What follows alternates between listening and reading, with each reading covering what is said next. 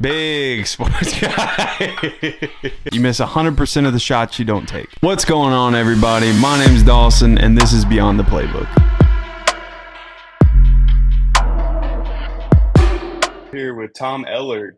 Tom, how are you doing, man? Yeah, not too bad. Just sort of stuck in a prepping phase at the moment for Pro Day next week. So just training, and trying to stay fit and healthy. That's awesome. You got a really cool background. I've done a lot of reading. You got a really cool story. So if you don't mind, let's kind of dive into it. You're from Australia. Kind of tell us what it was like growing up across the world, really. Yeah, it's funny. I'd sort of get asked this, what's the differences in America and Australia, and like the lifestyle changes and all that sort of stuff. But yeah, I sort of grew up in West Australia, so Perth, so Americans know it by, where it's probably one of the hottest places on the earth. I mean, in our summers, we got to 118 to 120 for about 4 or 5 months straight. So I sort of enjoyed growing up. I grew up with a sister and both my parents. I've only got one sibling, which is my sister Jordan. So we grew up together. I had a family back home. So my dad's sister, that side of my family, were very high up in the Australian rules football environment. My uncle captained the Eagles and played professionally, West Coast. And then both my cousins played professional. So I sort of grew up, just having a football in my hand and kicking it and running around with them on the weekends. Me being the youngest in the family, I was always a test dummy to do something stupid. But yeah, I sort of grew up just loving sport and having that passion to, always be great at something. And I think that comes from my dad's background and my mum's background too, where if you're going to do it right. So yeah, my lifestyle sort of was, I always just wanted to play Australian rules football. Which you sort of watch a clip over here with some of the American boys, and they're like, "Man, you're crazy. You guys don't wear pads, you don't wear helmets, you run into each other." And I'm like, it sort of explains a little bit about my brain cells being a little low at the moment, but at the same time, we love it. And yeah, so I grew up playing that. Got the chance to play for some really good teams. I sort of played it like professionally, semi-professionally, so we call it over there. 8 years, and yeah, it got to the stage where I sort of hit a crossroad on my body's not holding up as good as what it used to. I can't keep taking these hits. I need to think of retiring, and I retired. And then sort of COVID hit. It was a weird stage. COVID sort of hit, and I'm like, what am I doing? I can't work. We got to stay at home. I can't do anything. So I got the phone call from Pro Kick Australia on, come and try out. And it was funny because I literally hit one ball, and I think my first ball is the best ball I've ever hit to this day, and it was probably about a 60-yard 4.9 to 5.0, and they're like, "Dude, you're good, you're done, you're in the academy." And then yeah, obviously made the trip over here to Western Kentucky, and yeah, that's where my life sort of kicked off a bit more. Yeah, talk about going from Australia to Western Kentucky. That's in Bowling Green for our listeners. Talk about that transition from moving over from there to here. And I think you're a little older than some of those guys on the team. Talk about that. Yeah, so I just turned 30 actually, so yeah, a bit older, but it was sort of weird. So, because of COVID, you had to get tested and then isolate. And literally 3 weeks before I was meant to come over, my parents tested positive to COVID. So, I'm like, I moved into their apartment. And what had happened was I literally kicked them out of there because I moved all my stuff in. Because I'm like, there's no point in getting another house if I'm leaving. So, I moved in. Soon as mum tested positive, I felt so bad because I literally was like, "You two get out of the apartment." I'm like, I don't care if it's your apartment. I'm about to leave. Get out of the apartment. So they went out of the apartment, but so I called Coach Helton and Coach LaRussa, and we were waiting on my visa because of COVID. It stacked all the visas up, and they were literally. It's only meant to be like a 2 month process. It was like 6 months, I think, and we were still waiting. And school started on the 19th of January. Anyway, called the visa department, international, and I'm like, "Where's my visa?" "Yeah, we haven't got it. Just." I'm like, "School starts tomorrow. I need to be over there because if I miss out on the first week, I have to wait another 6 months." So I literally got the phone call the next day. "Come pick up your visa," and I'm like, "Oh my goodness!" Picked it up. I didn't get to say goodbye to any of my friends, didn't get to say goodbye to any of my family except for mum, dad, and sister. I literally got my visa, jumped on a plane 2 hours later, flew to Bowling Green. I had a carry on with maybe three pairs of underwear, 3 shirts, 3 shorts. I got off the plane and all I had was a singlet on, like the sleeveless shirt, my shorts, and it was snowing and no one told me. So I've got off this plane going like, what the hell am I doing, dude? Like, what am I doing? So yeah, we got that sorted out and situated, but it wasn't difficult. I mean, me being older sort of was easier. I mean, being away from my family, I lived in Gold Coast for 2 years away from my family. I moved out when I was 18. So the transition of being away wasn't as difficult as what I thought it was. Obviously, I missed him very much, but I guess the football team here and the coaches here, Coach Helton, I can't speak more highly of his family, his wife April, and his 2 boys, and his daughters too. Just embracing me, come and have dinner, come over, and yeah, the transition wasn't that hard. I thought it'd be a lot harder, but I just hit the ground running, which was good. No, that's awesome, man. Seems like, playing at Western, you're in a D1 facility, D1 program. Did you kind of get to play anywhere like super cool or anything like that? Yeah, so we played Ohio State at the Shoe. We have rivalry games against Indiana, and we played at Indiana in my first year. Played Auburn at Auburn. South Florida was at home. Who else? There was one more big game that we played. I can't think of the name, but yeah, we played at some big stadiums.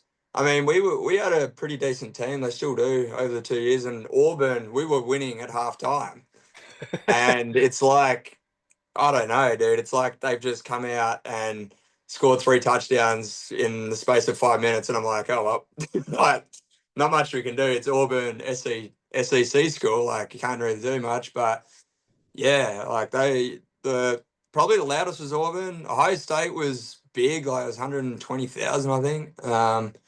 But they're just so close to you. Like they got their student section right behind you. They know who you are. They know who your sister is. They know who your dad is. Who your They know everything, and they literally just scream all game. Right, they don't want to pick on the Americans. They'll just point out the Australian the whole game, and I'm like, dude, give it a rest. You're gonna pass out from screaming. So, but yeah, we played at some cool joints. It was good fun. No, that's awesome. I'm a diehard Bama fan, so Yeah, I've James. been to the I SEC know games. Bernie. I know Bernie pretty well. James Burnett's one of my good friends. He's a good dude. Yeah, he's put in some good time at Bama, so Yeah, yeah. excited to see Hopefully, kind of the next roles for him. So you're a couple years at Western. There was something that kind of happened with your eligibility. yeah. So back when I was 18, I just finished school. I enrolled into university back then, but I didn't do the credits. I think I did maybe 2 subjects in the first semester, and then withdrew from everything because I was playing football back home, so I didn't have the time. So I withdrew from everything. I didn't like you can literally see on the transcripts, withdrawn with like everything was withdrawn except for 2 classes. So the credits didn't match up to full time. So I was like, we didn't think about it. I was like, I gave them the transcripts. Nah, it's part time. You don't need to worry about it. Um, and then yeah, my second year, someone I don't know who, someone hired a private investigator because he had a thing against Australians and Pro Kick Australia and found out that I did university. So he kicked up a stink to Western and NCAA. And of course, they investigated it. And I told them the truth. I said, I did university, but I withdrew. You can see on my transcripts, it's all withdrawn. And they said, yeah, we can see the credits don't match up, but because you enrolled into full time, which I didn't know, um, that means your clock started back then. So you are out of D1 eligibility. So you have to go finish your last year. Or I had 2 years left at D1, but he goes, you got 1 year now. You can play D2. So they gave me, which was good. NCAA handled it pretty well. Western handled it amazing. So yeah, I got to play a year at D2. It was different. Yeah, it was very different. But yeah, that was the whole situation. It all happened in like a click of a finger, dude. Everything got turned upside down. I came from my first year. I didn't think I'd be good at what I did. I just thought I'd come over and enjoy it. And my Yeah. first year, I got freshman All American accolade. I got team of the year. I got freshman team of the year. Special teams player of the week. And it put my name on the board. So obviously there was someone wasn't happy about it because Who knows? I don't know. I took his son's spot or something. Who knows? But yeah, that was the whole situation, and it just flipped everything upside down. I had 2 months to try to figure out what I was going to do. If I was going back home to Australia, if I was staying here at D2, if I was just going to nominate for the draft. So yeah, played a year at D2, and yeah, it was good. Challenging, but it was good. That's awesome. Talk about the transition from D1 athletics to D2. You went to Northern State University, that's in South Dakota. Yeah. It's even colder over there. So tell us a little bit about that. Yeah, minus 20 something degrees most days. Wasn't fun. Um, it's different. I mean, you can definitely see the different standards. I walked in they just built a brand new stadium, brand new locker room. It was insane. Probably the best D2 stadium, best D2 locker room. The guys there were awesome, coaches were awesome, but it's just that standard is a bit different. I mean, you come up against like our O line was big. I think we had Jacob Slow, who was probably a like average size D1 O line. And I'm like, I don't think you guys understand. We play against 6'7", 320-pound guys in D1. And then you look at some of the O line in D2 and you're like a tight end, like realistically. So I think that was the standard was a bit different. Obviously the stadiums are different. There was a lot of wind because the stadiums are so open.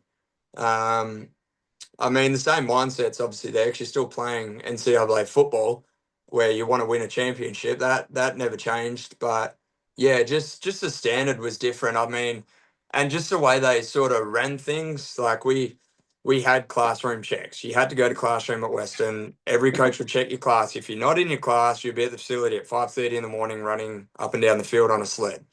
That was different because that didn't happen at D2. They trusted you. Like food checks, you had to go check in for food at D1. You had to go get your name checked off. You have to eat 3 times a day.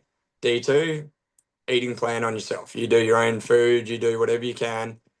I think that was two of the biggest things was I was so used to checking the classroom door to make sure the coach is there and he's not there, or where do we go for food? No, no, you cook yourself. You sort your own food out. And I'm like, oh, okay, that's fine with me. Like I'm 30, I can cook, it's all good. So, but yeah, that was probably the biggest transition. Just a different type of style of play and just how challenging it was. D2 was a lot harder than D1, I thought, like just with the different elements, as in wind and open stadiums and all that sort of stuff. But obviously the standard's a bit higher at D1. No, I understand that. I was just curious. I actually, my freshman year, I just went JUCO, and then I transferred to University of Southern Indiana. So just kind of seeing the different types of tiers in college athletics. I've Yeah, been to several Alabama games. I've been to several different college football games, and it's just you can kind of see the tier level yeah, between lower mid majors and D2 and D1. So that's cool. yeah. No, that's awesome, man. I gotta ask, Australian culture versus American culture. Kind of tell us a little bit about the difference in that. Um, Honestly, there's obviously the way we speak's a bit different. If you can't tell, but I guess just like food's different. You guys, I got over here. Got off a plane. My roommate, so I lived with a guy called Josh Stearns. His brother is Caleb Stearns, I think, for the Broncos, I'm pretty sure. And then his other brother's Jarrah Stearns, who played at Tampa and now he's playing CFL. Amazing family. Can't speak up more highly of those guys. But first night, I'm like, I'm going to go get some food. So I walked myself, got some food. I'm like, I'll just have a small. They brought it out, dude. The cup's like this big. And I'm like to the lady, I'm like, I think you got the wrong order. I asked for a small. She's like, yeah, it's small. I'm sitting there going, like, what? Like, hang on a minute. This, nah, nah, nah. So, but I think the food's a big change because Australia's pretty healthy. We eat a lot of healthy food, whereas America's just like, if they can invent a restaurant, they'll invent a restaurant and they will put anything on the menu, no matter what it is, and it tastes amazing. Um, and then I think the other culture shock that sort of was I sort of got used to it now is like the guns. I mean, Australia's you can't have a gun in Australia unless you got your hunting license, and that's like a 2 year process just to get it. And I'm walking around. Where were we? We're at Walmart, and a guy's got one on his hip, and I'm going, Like, what's going on here? Yeah, yeah, they can do that. They can put it on. I'm like, dude, you get like a carry license for a gun? So I'm like, yeah, nah, I don't know about that one. And then obviously once you sort of stay around a few more boys who have more guns, you're like, oh, I'm used to it now. But when I first got over here, I'm like, yeah, I'm not sure about this country. Like, I don't know about this gun situation, but I got used to it. Yeah, the culture, that's probably the two biggest cultures. I mean, Australians, we're nice people. I don't think we come across arrogant at all. We say hello to everyone. Like I always say hello to someone if they come and like fans on the sideline, can I get an autograph? I always go over and say hello to them, ask them how they're doing. And I think Americans are exactly the same people. So I think that's why Australia and America, when I come over here, it's just so easy to get along with everyone. It just felt like I fit in, even though I sound probably a little bit different to a lot of people. But yeah, that's probably the biggest culture shock for me. No, that's cool. You guys say a couple of different things, and it's Yeah. like aluminium. You guys say that, and Adidas. I always Yeah, get a good laugh out of Adidas, that. aluminium. Don't worry, the fiance's got like a whole notes on her phone. Every time I say something different, she'll write it down, and it's like a page long. Well, tell us. So you just got invited to the 2025 Nick Novak CFL Specialist. How did do you get invited to that after you're done with school or elected the draft? Kind of walk us through that process. Yeah, obviously going to D2 didn't sort of help in a way, I guess is a good way to put it. Because I went from freshman All American to D2. So I guess a lot of scouts would look at that and be like, he didn't perform, but they didn't know the full story. So obviously when I spoke to a couple of the NFL scouts, they're like, oh, is that the reason? I'm like, that's the reason. Like, not much I can do. What do you want me to say? Um, but yeah, I was sort of one of the coaches back home, he sent some film and then he was pretty much just like, dude, you got to come to this combine. You have to come to this combine. So I played in an All American game at the Viking Stadium. I think my smallest ball, man, I hit like three balls in the game that were probably 60, 60 plus. And that sort of was like, all right, I've still got it. I've got a few good Yeah. years left in me. Let's go. And then, yeah, I got invited to the combine. 2 days prior to the combine, I was lucky enough to punt with. I'm just trying to see who it is. There it is. So I was just trying to punt with AJ Cole, who is probably one of the most incredible people on this planet. He's such a nice guy, and he helped me with like ball. I still talk to him now on Instagram. Like I'll send him videos, and he goes shorter steps, align the ball, help this out, help. And I'm like, dude, this is a NFL punter willing to like help like realistically nobody. So he's been awesome. So I got to spend 2 days punting with AJ and then 2 days with Nick as well. Might have over punted. I probably hit like 200 to 300 balls before the combine, which probably wasn't the smartest thing to do because I should have done better in the combine. I hit a few really good balls and then a few that were okay. Could have done a little bit better, but yeah, I think my legs were a little tired, but I still hit some nice ones, which is good. But yeah, it was unique. I mean, sat down with few of the CFL coaches and GMs and sort of had a chat, and they asked questions and where do you see yourself? Will you come play in the CFL? I'm like, dude, you offer or you draft me, I'm coming. There's no question.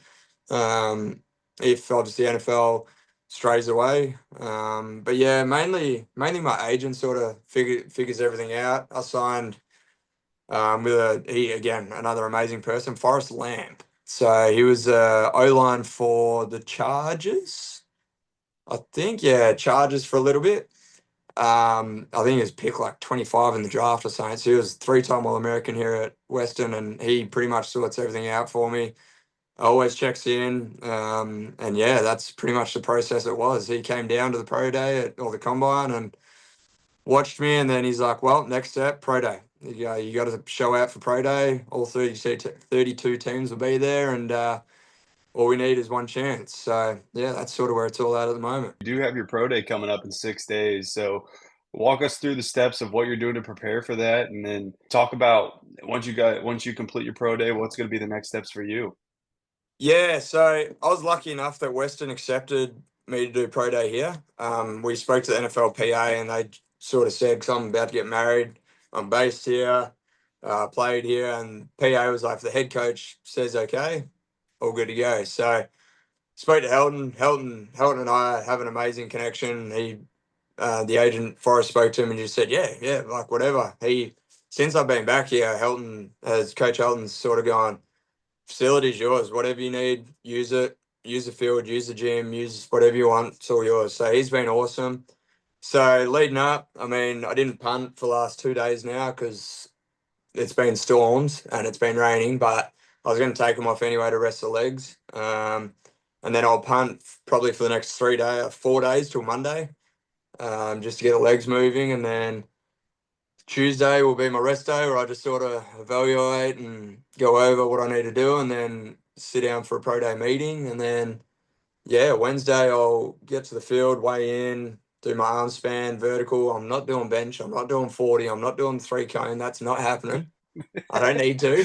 I can bench 225. I don't need to do it for how many reps. And then, yeah, I'll just sort of get in my little element, my zone, and go out and do my thing, dude. I mean, it's just more keeping my body prepared and nutrition and hydration and making sure that, I'm in the right mind frame to perform and not worry about 32 NFL scouts standing there breathing down my neck and just go do what I got to do. I guess I sort of want to treat it the way I play a game. So, a week before the game, I follow steps and procedures and make sure my legs are good, make sure my head's good, make sure I'm focusing on stuff. I reckon I'll watch punting film of myself probably Monday and Tuesday. I'll watch probably 2 hours of it just to sort of see what I need to do. Like, that's a great punt. Let's see what my steps were, what were my ball drops, all that sort of stuff. And then, yeah, come Wednesday, I'll launch some nukes and hopefully get a call up.